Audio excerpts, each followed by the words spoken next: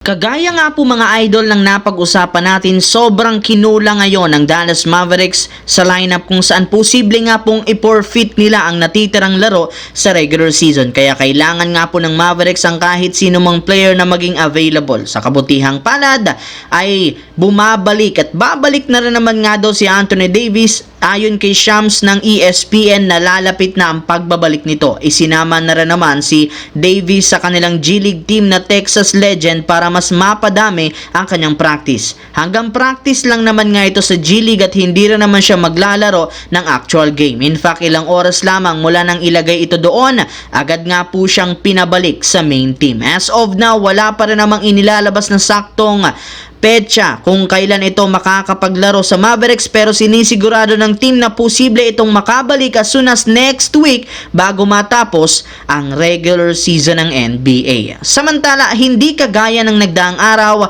puwersa ng Los Angeles Lakers na paglaruin sina Luka Doncic at Jackson Hayes sa pangalawang game ng back-to-back kontra sa San Antonio Spurs.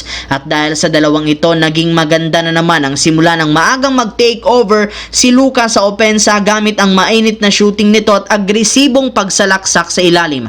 Maayos rin naman nga nitong nadala ang bola sa kanyang mga kakampi kagaya na Dorian Finney-Smith, Jordan Goodwin na parehong nagkaroon ng mainit na shooting.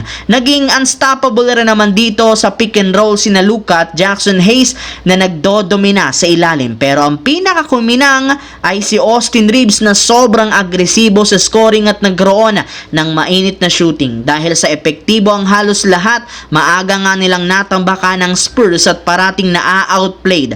Ipinakita nga dito ng Lakers kung gaano kalalim ang lineup at championship lineup nila at kung gaano karaming players ang handang mag-step up para sa kapapanalo ng team ngayong season. Sa kabilang banda, alam naman nga ninyo na isa ang Minnesota Timberwolves sa mga teams na naghahabol sa Western Conference Playoffs. Kaya hindi na nakapagtataka bakit halos lahat sobrang seryosong mag-ambag kagaya ni Anthony Edwards na inilabas sa wakas ang kanyang playoff mode. Sa katunayan sa kanilang game nga po ngayong araw, literal mag-isa nitong binuhat ang Minnesota matapos mag-struggle ang kanyang mga kakampi sa pagtatala niya ng 38 points, 3 rebounds, 5 assist.